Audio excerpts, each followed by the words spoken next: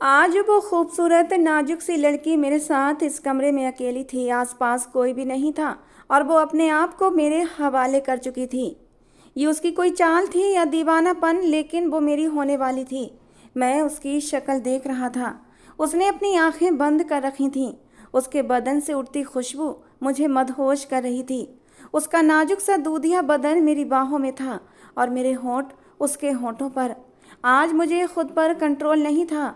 ना चाहते हुए भी मैं हर हद से गुजर जाना चाहता था। मुझे वो सारी बातें याद आ रही थीं जो पहले कभी उसने मुझसे कही थीं। वो मुझे बेवकूफ़, पागल, गरीब जैसे नामों से बुलाया करती थी। वो कहती, ये गरीब आदमी इधर आ, मेरी बात सुन। और फिर वो दिन मैं कैसे भूल सकता था जब उसने मुझ पर इतना बड़ा इल्ज़ाम लगाया था। मुझे मेरे ही मालिक की नज़रों में गिराने की कोशिश की थी। मेरे साफ सुथरे कैरेक्टर पर उंगली उठाई थी। हालांकि मैंने उसे कभी गलत नज़र से नहीं देखा था, लेकिन आज वो खुद मेरे सामने ऐसी हालत में मौजूद थी कि मैं जो चाहे वो कर सकता था।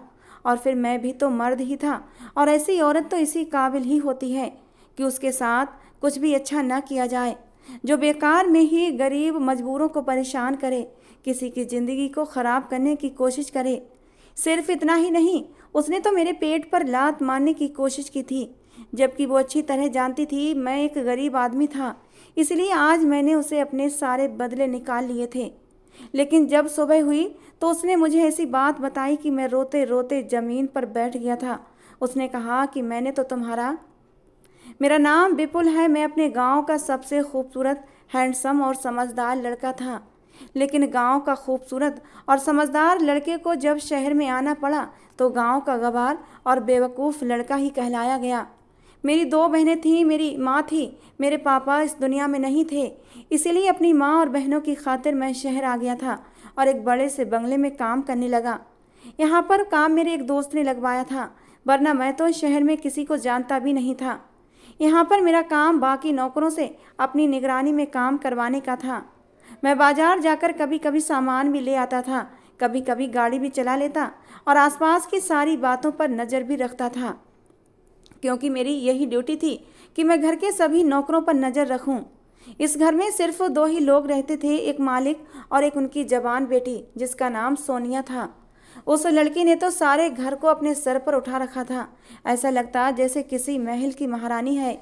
वैसे वो रानी ही तो थी अपने घर की, क्योंकि वो अपने बाप की इकलौती औलाद थी।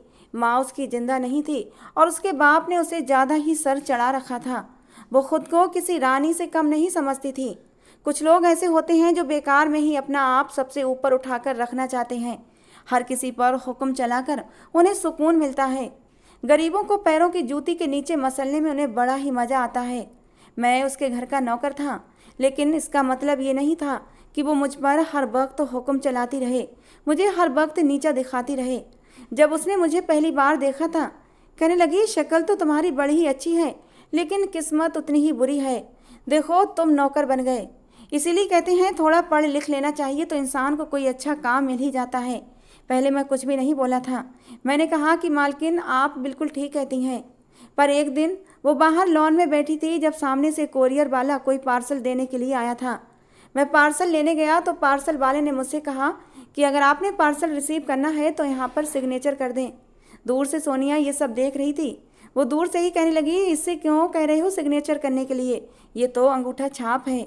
लेकिन जब उसने मुझे देखा कि मैं सिग्नेचर कर रहा था तो वो चुप हो गई थी, क्योंकि उसे अपनी बेइज्जती महसूस हुई थी। मैं पार्सल लेकर उसके पास आया और उसे पार्सल के ऊपर जो कुछ लिखा था पढ़कर बता दिया कि वो पार्सल किसने भेजा है और कहाँ से भेजा है। पार्सल उसके हाथ में देकर मैं जाने लगा तो उसने मुझे पीछे से आवाज़ लगाई और बोली, तुम्हें पढ़ना लिखना आता है? मैंने कहा, आपने ठीक कहा मालकिन, मेरी किस्मत बुरी है, लेकिन मैं खुद इतना बुरा नहीं हूँ।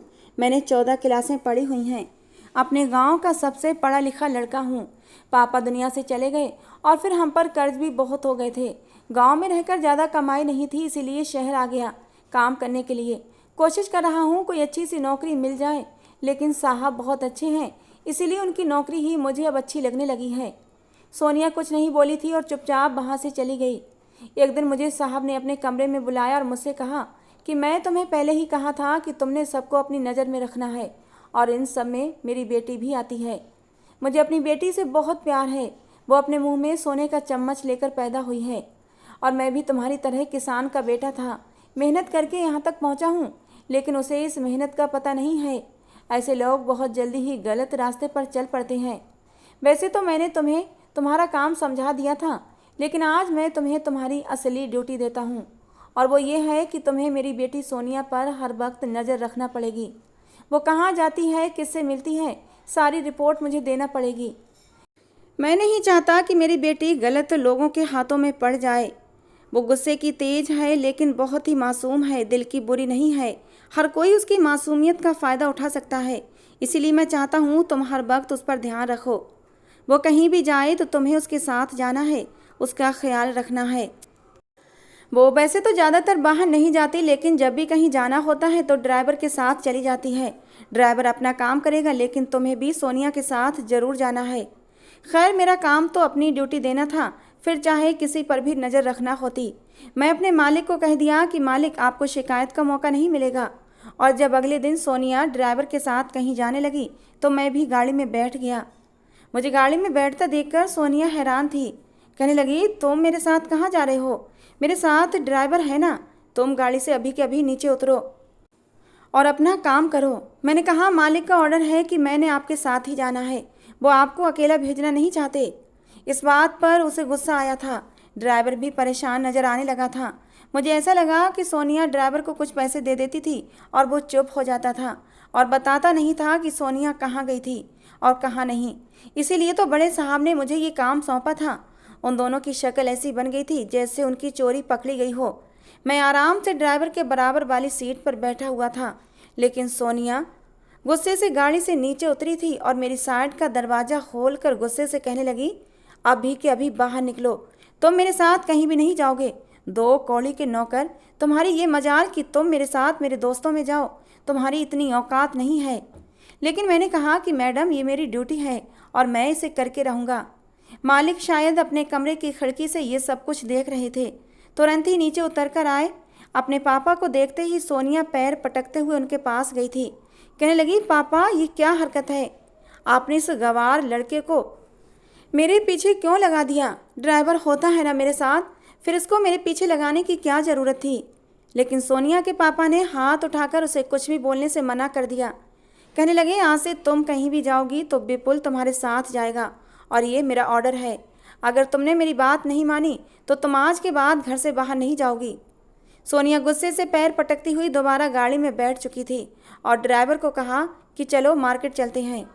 ड्राइवर ने कहा कि मार्केट? पर आपने तो। सोनिया गुस्से से कहने लगी, मैं कह रही हूँ ना कि मार्केट चलो। अब तुम मुझे बताओगे कि मैंने कहाँ जाना है? इसका मतलब उनका इरादा कहीं और जाने का था, जो अब ख़राब हो चुका था। वो मार्केट चली गई और मुझे भी साथ ले गई। इधर उधर से बेकार की शॉपिंग करती रही और मुझे सामान पकड़ाती गई। शायद उसका इरादा था कि मुझे इतना सामान पकड़ा देगी कि मैं उसे कहूँगा मैं थक गया हूँ। लेकिन मैं गांव का मजबूत मर्द था, मैं कहाँ थकने वाला था। कुछ ही देर में वो वापस आ गई थी। लेकिन अब कहीं भी सोनिया जाती, मैं भी उसके साथ जाता था। इसलिए अब वो धीरे धीरे मेरी दुश्मन बनती जा रही थी।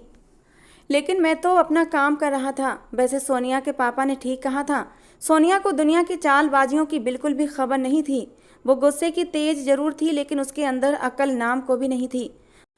वो गुस्से में आकर अपना ही नुकसान कर बैठती थी। हद से ज़्यादा खूबसूरत थी, दौलतमंद भी खूब थी, इसलिए हर कोई उसको पाने की चाह रखता था। हर कोई उसे अपने प्यार के जाल में फंसाना चाहता था। कपड़े भी बहुत ही गलत टाइप के पहनती थी। आज भी शॉर्ट स्कर्ट और मिनी टॉप पहने हुए थी और मुझे लेकर एक आइसक्रीम पार्लर में गई थी और चुपचाप बैठी आइसक्रीम खा रही थी। मैंने एक नज़र उसे देखा और जल्दी से अपनी नज़रें हटा ली थीं। आसपास के जितने भी लोग थे सोनिया को ही देख रहे थे और मुझे ये सब कुछ बिल्कुल भी अच्छा नहीं लग रहा था। लेकिन मैं उसका नौकर था, उसे कह नहीं सकता था कि मैडम जी थोड़े ढंग के कपड़े पहना करें। इतने छोटे कपड़ों में उसकी खूबसूरती उभर कर बाहर आ रही थी। और जाहिर सी बात है, मर्द तो ऐसे शिकार की तलाश में रहते हैं और जब उन्हें अपनी आंखें ठंडी करने को मिलेंगी तो वो क्यों पीछे रहेंगे। मेरा जी चाहा कि मैं आगे बढ़कर सोनिया को इन गंदी निगाहों से छुपा लूं, उसे कहूं कि मैडम जी आप इतने छोटे कपड़े मत पहना करें, फुल कपड़े पहने तो आप उसमें और ज़्यादा अच्छी लगेंगी। लेकिन मेरी इतनी औकात नहीं थी कि मैं ये बात सोनिया से कह सकता। मुझसे जब ज़्यादा ही गुस्सा आया और बर्दाश्त नहीं हुआ तो मैं सोनिया के पास आ गया। मैंने कहा, मैडम जी चलिए अब घर चलते हैं, रात ज़्यादा हो गई है। लेकिन उसे तो मेरी बात काटनी ही थी, उसे तो मुझ पर गुस्सा निकालने का मौका चाहिए था। कहने लगी, लेकिन अभी तो मेरी आइसक्रीम ख़त्म ही नहीं हुई है, अभी मैं घर कैसे जा सकती हूँ। लेकिन अगले ही पल उसने एक ऐसी हरकत कर दी कि मैं दंग रह गया था। उसने अपनी आइसक्रीम का कप मेरे मुंह पर फेंक दिया। कहने लगी, आइसक्रीम ख़त्म नहीं हुई थी, लेकिन उसे ख़त्म तो करना ही था ना, तो ये आइसक्रीम तुम खा लो, फिर हम घर चलते हैं। सब लोग सोनिया की हरकत पर हंसने लगे थे। मुझे अपनी बहुत ज़्यादा इंसल्ट महसूस हुई थी, लेकिन मैं बर्दाश्त कर गया था, क्योंकि अगर मैं कुछ कह देता तो वो अपने बाप को बड़ा चढ़ाकर कहती और मुझे नौकरी से निकाल देती। लेकिन मुझे इस वक्त नौकरी की बहुत ज़्यादा ज़रूरत थी। लेकिन सोनिया की इस हरकत से मुझे दुख बहुत हुआ था, पता नहीं वो ऐसी क्यों थी। घर में एक नौकरानी से मुझे पता चला कि सोनिया बचपन से ऐसी नहीं थी, बहुत ही अच्छी और सबसे प्यार करने वाली बच्ची थी। लेकिन जब उसकी माँ का देहांत हुआ और जब वो अकेली रह गई तो धीरे धीरे जिद्दी और घमंडी होती चली गई। शायद उसकी परवरिश करने वाला कोई नहीं था। उसी नौकरानी ने मुझे बताया कि सोनिया मेम साहब की एक जगह सगाई भी हुई थी और किसी वजह से वो टूट गई थी। मैंने पूछा, आखिर सगाई टूटने की क्या वजह थी?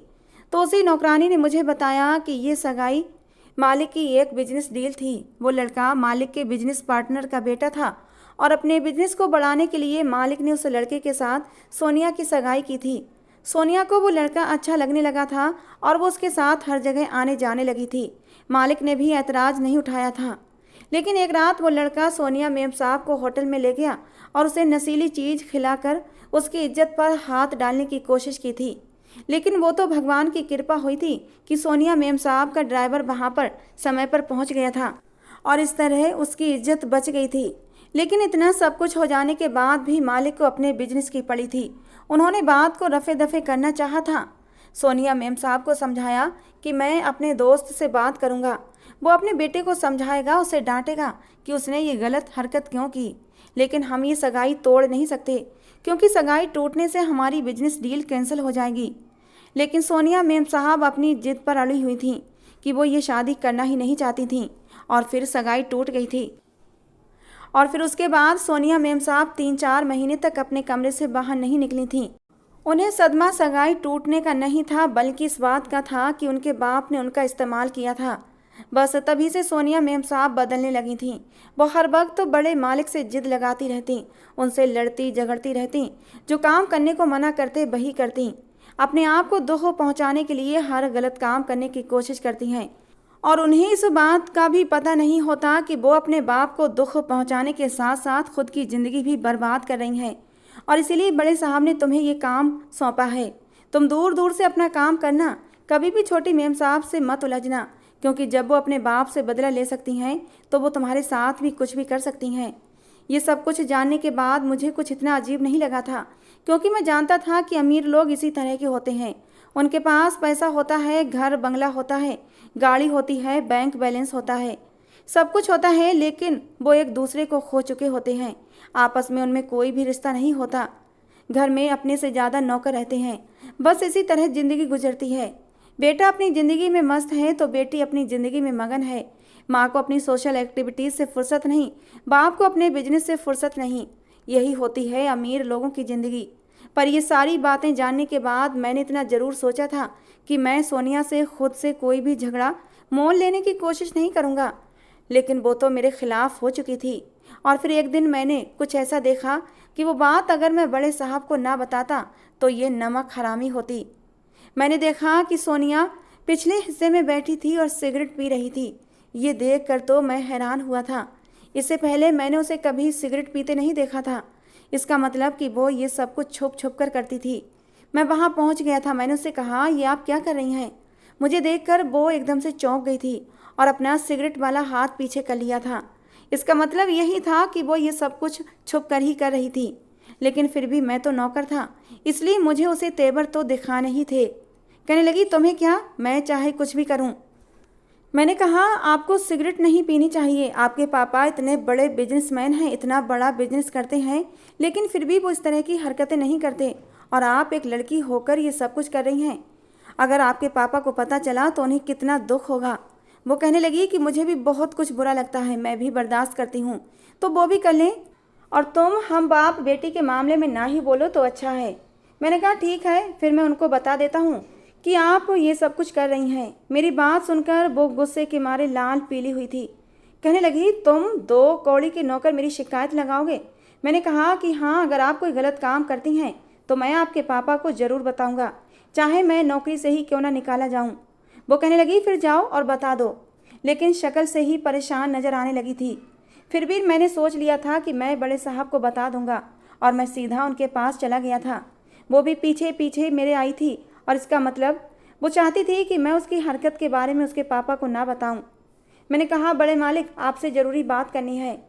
उन्होंने कहा, हाँ बोलो, क्या बात है? सोनिया बहुत डरी हुई थी। मैंने कहा, वो गाड़ी ख़राब हो गई है, उसको शोरूम भेजना है। कहने लगे, हाँ मैं भी यही सोच रहा था। ठीक है, तुम कल ही ले जाना।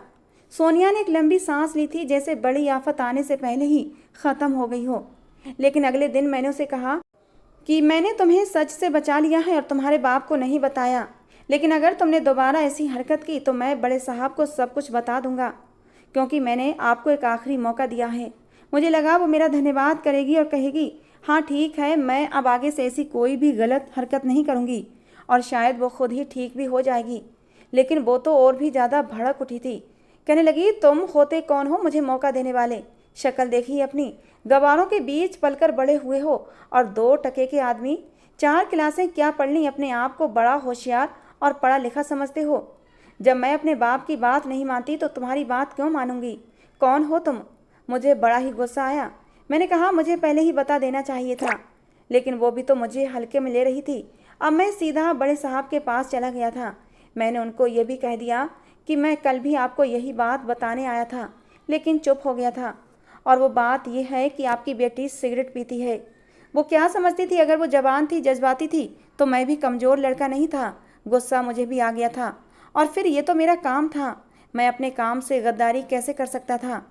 मुझे बड़े साहब ने इसीलिए तो रखा था। वो मुझे तनख्वाह के अलावा भी बहुत से पैसे दिया करते थे, मेरी हर तरह से मदद किया करते। उनकी वजह से मेरे घर में चूल्हा चल रहा था, मेरी बहनों की पढ़ाई चल रही थी, मेरी माँ खुश थी। सोनिया ने जब ये कुछ देखा तो वो एकदम से घबरा गई थी। उसके पापा ने कहा, क्या ये सच है? कहने लगी, नहीं पापा, ये झूठ बोल रहा है, ये मुझ पर इल्ज़ाम लगा रहा है। बड़े साहब ने कहा, ये इस घर का नौकर है और तुम पर इल्ज़ाम लगाकर इसे क्या मिलेगा? सोनिया कहने लगी, लेकिन पापा, मैं सिगरेट नहीं पीती, आपको तो पता है ना मुझे अपनी स्किन और अपनी फिगर की कितनी चिंता रहती है। अगर मैं सिगरेट पीऊँगी तो मैं बीमार पड़ जाऊँगी, और मैं ऐसा बिल्कुल नहीं चाहती। बड़े साहब ने कहा कि शक्ल से तो तुम पहले से ही बीमार लगती हो। तुम्हारी शक्ल देखकर लगता है कि तुम कुछ ना कुछ गलत करती हो। साफ साफ बता दो कि ऐसा कुछ है या नहीं, और मान लो कि तुमने गलती की है, उसके बाद मैं तुम्हारी गलत आदत को छुड़वाने की हर मुमकिन कोशिश करूँगा। वो कहने लगी, नहीं मैं नहीं पीती, झूठ बोल रहा है, ये झूठ है, ये सब कुछ जानबूझकर ऐसी बात कर रहा है ताकि आपकी नज़र में अपने नंबर बढ़वा सके। लेकिन बड़े साहब को मुझ पर विश्वास था कि मैं झूठ नहीं बोल रहा था, लेकिन फिर भी मुझे सच्चा ठहराने की खातिर और सोनिया की सच्चाई का पता करने की खातिर बड़े साहब सोनिया को डॉक्टर के पास लेकर गए थे। बड़े साहब सोनिया को डॉक्टर के पास लेकर गए और सोनिया का एक टेस्ट करवाया, जिससे कि पता चल सके कि सोनिया के खून में निकोटीन की मात्रा है या नहीं। जब वो लोग चले गए तो घर की नौकरानी ने मुझे कहा कि बेटा, तुमने अच्छा नहीं किया। जो लड़की अपने बाप से इतनी नफरत करती हो उसके साथ दुश्मनी मत करो, तुम अपना काम करो। मैंने उनसे कहा कि आंटी, मुझे तो यही काम दिया गया है। वो भी हैरान थी कि ऐसा काम दिया है तुम्हें बड़े साहब ने। जब वो लोग वापस आए तो सोनिया का मोबाइल फ़ोन और गाड़ी की चाबी बड़े साहब ने मुझे थमा दी। कहने लगे, ये सब कुछ इसको वापस नहीं करना है, अगर मैं कहीं भी रखूँगा तो ये शायद वहाँ से उठा ले, लेकिन तुमने इन्हें अपने पास हिफाजत से रखना है। इसे कहीं भी आना जाना हो तो तुम ही इसे अपने साथ लेकर जाना और अपने साथ ही वापस लाना। बड़े साहब बहुत गुस्से में थे। इसका मतलब उन्हें पता चल गया था कि सोनिया सिगरेट पीती है। सोनिया की आंखें रोई रोई सी लग रही थीं। सोनिया अपने कमरे में बंद हो गई थी। उसके पास उसका एटीएम कार्ड और क्रेडिट कार्ड भी ले लिया गया था। थोड़ी देर बाद बड़े साहब ने मुझे अपने कमरे में बुलाया था। वो बहुत परेशान से नज़र आ रहे थे। कहने लगे, तुमने अच्छा किया कि मुझे बता दिया, मैं बहुत ज़्यादा परेशान था। इस पर नज़र रखनी होगी कि ये दोबारा ये काम ना करे। डॉक्टर्स ने बताया है कि पिछले 3-4 साल से ये ऐसा कर रही है। मैं तो हैरान हूँ कि मुझे पता ही नहीं चला शायद मेरे घर के सारे नौकर इस बारे में जानते थे, लेकिन किसी ने सोनिया के डर की वजह से मुझे नहीं बताया। लेकिन मुझे खुशी हुई कि तुमने ये काम किया और मुझे उसके बारे में बताया। लेकिन मैं नहीं जानता था कि मैं सोनिया को अपना कितना बड़ा दुश्मन बना चुका हूँ। अब वो पलटकर मुझ पर वार करने वाली थी। सोनिया के ड्राइवर का भी काम उन्होंने मुझे ही सौंप दिया था। सोनिया को अब अय्याशियाँ करने के लिए नहीं मिलती थीं, तो वो अब तड़पने लगी थी और मुझसे बदला लेने का कोई भी मौका हाथ से जाने नहीं देती। भरे बाजार में मेरी इंसल्ट कर देती, लेकिन मुझे नहीं पता था कि वो मेरे साथ इतना घिनौना खेल भी खेल सकती है। एक बार वो अपनी एक सहेली के साथ घूमने के लिए बीच पर गई थी। मैं भी उसके साथ था। वो अपनी सहेली के साथ पानी में खेल रही थी, लेकिन कुछ ही देर बाद सोनिया बेहोश होकर गिर गई। उसकी सहेली चीखती हुई मेरे पास आई थी कि सोनिया की हालत बहुत ख़राब है, जल्दी चलो। मैं भागता हुआ गया तो सोनिया रेत पर लेटी हुई थी। उसका पूरा शरीर भीगा हुआ था और वो धीरे धीरे कांप रही थी। शायद उसे ठंड लग चुकी थी। अंधेरा चारों तरफ बढ़ने लगा था। बीच पर अब लोग भी बहुत कम रह गए थे। उसकी सहेली रोते हुए कहने लगी, मुझे तो लगता है इसे ठंड लग गई है। अगर जल्द से जल्द कुछ ना किया गया, इसके शरीर को गर्म नहीं किया गया तो कुछ भी हो सकता है। मैं तो बहुत ज़्यादा घबरा गया था। मुझे तो यहाँ कहीं किसी अस्पताल के बारे में भी पता नहीं था। मैंने उसकी सहेली से कहा कि इसे किसी अस्पताल लेकर चलना होगा, लेकिन वो कहने लगी, हमारे पास इतना ज़्यादा समय नहीं है और मेरे पापा की भी कॉल आ रही है कि मेरी माँ की तबीयत अचानक ख़राब हो गई है, मुझे घर जाना होगा। लेकिन मैं तुम्हें एक सलाह देती हूँ कि तुम सोनिया को अपने शरीर की गर्मी दे दो, तो हो सकता है उसकी जान बच जाए। ये कहकर सोनिया की सहेली वहाँ से चली गई थी। मैं बहुत परेशान था। मुझे किसी न किसी तरह सोनिया की जान तो बचानी ही थी। मैंने सोनिया को जल्दी से बाहों में उठाया और गाड़ी में ले आया। मैं उसे जगाने की कोशिश कर रहा था, लेकिन वो आंखें नहीं खोल रही थी। कभी मैं उसकी हथेलियों को मसलता, कभी पैर के तलवों को और कभी उसके गालों को थपथपाकर उसे उठाने की कोशिश करता, लेकिन उसे होश नहीं आ रहा था। अब मैं बहुत ज़्यादा डर गया था और अब मेरे पास सिर्फ एक ही रास्ता था कि मैं सोनिया को अपने शरीर की गर्मी देता। यही सोचते हुए मैंने अपनी शर्ट के बटन खोले थे। शर्ट उतार कर मैंने सीट पर रख दी थी। मैंने अपनी आंखें बंद कर ली थीं और मैंने सोनिया के शर्ट के बटन खोलने लगा। अभी मैं उसके ऊपर झुका ही था कि एकदम से सोनिया को होश आ गया था। वो चीख मारते हुए उठ बैठी थी और उसने मेरे मुंह पर थप्पड़ों की बारिश कर दी। कहने लगी, नीच घटिया आदमी, तुम्हारी हिम्मत भी कैसे हुई मुझे हाथ लगाने की। मैं तो इस अचानक हमले से संभल ही नहीं पाया था कि एक दूसरा झटका मुझे तब लगा जब मैंने देखा कि सोनिया की वही सहेली जो कुछ देर पहले चली गई थी, वो तो अगली सीट पर ही बैठी हुई थी। जल्दबाजी और घबराहट में मैंने देखा ही नहीं था कि उसकी सहेली वहीं गाड़ी में मौजूद थी, बल्कि उसके चेहरे पर एक अजीब सी मुस्कुराहट फैली हुई थी। कहने लगी, सोनिया, हमारा काम हो गया है। मुझे कुछ भी समझ नहीं आ रहा था। सोनिया के चेहरे पर भी एक सुकून भरी मुस्कुराहट थी। कहने लगी, घर चलो। मैं घर आ गया था, लेकिन मुझे अब किसी तूफान के आने के संकेत मिल रहे थे और जब मैं घर आया तब तक सोनिया के बिछाए जाल में पूरी तरह फंस चुका था। घर आते ही उसने मोबाइल से कुछ फ़ोटो निकाल कर अपने पापा के सामने कर दी कि पापा, ये देखिए, जिसे आप मेरा रक्षक समझ रहे थे वही मेरी इज्जत का लुटेरा निकला। मेरी इज्जत लूटने की कोशिश कर रहा था। मुझे नींद की दवा खिलाकर मेरे साथ गलत हरकत कर रहा था। वो तो भगवान की कृपा हुई कि मुझे सही समय पर होश आ गया।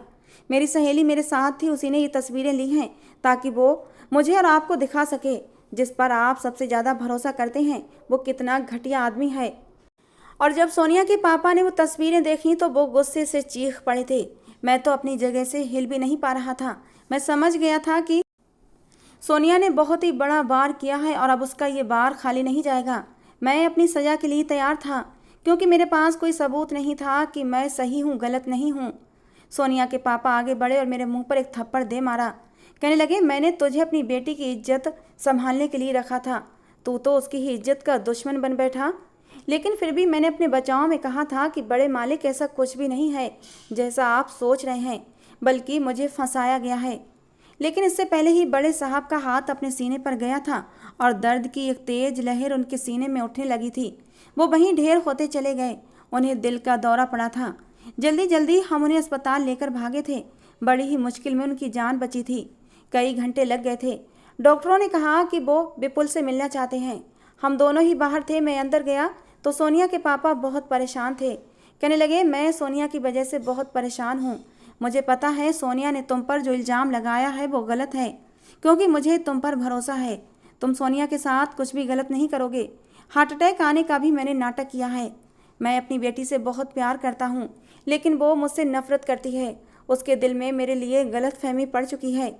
अपने मालिक के मुंह से ये सच्चाई सुनकर मैं हैरान था, लेकिन इसके साथ ही मुझे सुकून था कि मालिक की नज़रों में मेरी इज्जत खराब नहीं हुई थी। अब भी मेरा भरोसा उनकी नज़रों में बना हुआ था।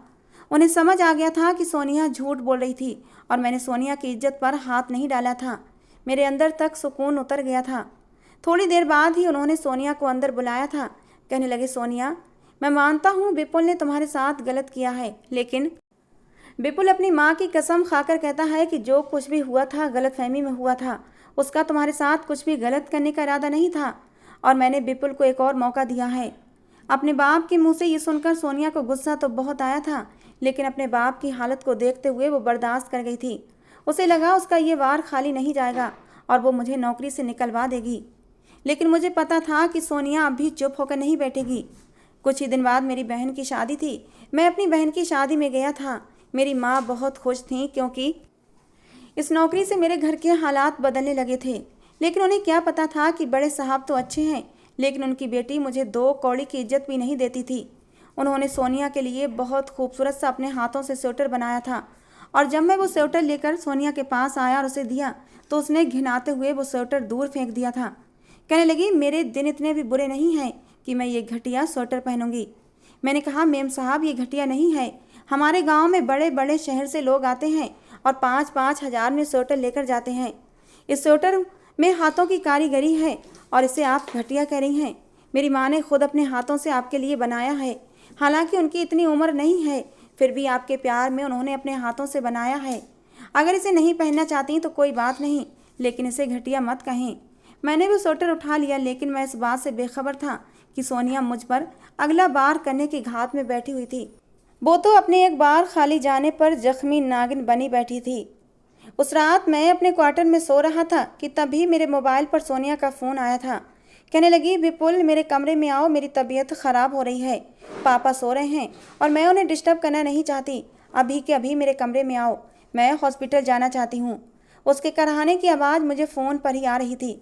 मैंने कहा, मैं अभी आता हूँ। सोनिया की तबीयत ख़राब होने का सुनकर मैं एकदम से घबरा गया था। इतने समय से उसके साथ था और उसके साथ मुझे एक लगाव सा हो गया था। वो मेरी चाहे कितनी भी इंसल्ट करती थी, लेकिन मैंने उसके लिए कभी भी अपने दिल में नफ़रत के भाव नहीं पाले थे। मैं भागकर उसके कमरे में गया। मैंने इस समय ये भी नहीं सोचा कि वो मुझे क्यों बुला रही है। उसे तो किसी डॉक्टर या फिर एम्बुलेंस को फ़ोन करना चाहिए। मैं उसके कमरे में चला गया और जब सामने देखा तो मैं हैरान रह गया था, क्योंकि उसने इस समय जो कपड़े पहन रखे थे उनको देखकर कोई भी मर्द पागल हो सकता था। और ऐसे कपड़े पहनकर उसने मुझे अपने कमरे में क्यों बुलाया था? मैं उससे नज़रें चुरा रहा था, लेकिन बार बार मेरी नज़र भटक कर उसी के ऊपर जा रही थी। खूबसूरत लाल फैंसी मैक्सी में उसका दूधिया गोरा बदन खिल रहा था। नेट की नाटी थी कि उसका अंग अंग बाहर को झलक रहा था। उसे इस रूप में देखकर मेरे पसीने छूट गए थे। वो एकदम मेरे करीब आई। कहने लगी, क्या हुआ? इतना क्यों डर रहे हो? क्या पहले कभी इतनी सुंदर लड़की नहीं देखी तुमने? उसने मुझे मेरे कॉलर से पकड़कर अपनी तरफ खींचा था, यहाँ तक कि मैं बिल्कुल उसके करीब हो गया था। उसने मेरे कान में एक ऐसी बात कही कि मैं हैरान रह गया था। उसकी सांसों की सरसराहट मेरे कानों में पड़ रही थी। वो मेरे इतने करीब थी कि उसके बदन से उठती तेज परफ्यूम की खुशबू को मैं महसूस कर सकता था। अब मुझे अपने जज्बातों पर कंट्रोल नहीं था। मैं बेकाबू हो चुका था। मेरे जज्बात मचल उठे थे। मैंने खींचकर सोनिया को अपनी बाहों में भर लिया था। मैं आने वाले अंजाम से बेखबर था। शायद ये पल ही कुछ ऐसे थे कि मैं मदहोश हो गया था और सब कुछ भूल गया था कि वो मेरी मालिक की बेटी थी और मैं एक छोटा सा नौकर था। याद था तो बस ये कि मेरी बाहों में एक बहुत ही खूबसूरत सी लड़की है जिसने खुद ही अपना आप मुझे सौंप दिया था। मैंने दोनों हाथों से उसे पकड़ा और उसके होंठों पर अपने होंठ रख दिए। और फिर दोस्तों, कहानी अभी अधूरी है। इसका अगला और अंतिम भाग कल इसी समय अपलोड किया जाएगा। अब तक की कहानी आपको कैसी लगी ज़रूर बताना। पसंद आई हो तो प्लीज़ लाइक करना। रोज़ एक नई कहानी सुनने के लिए हमारे चैनल के साथ जुड़े रहें।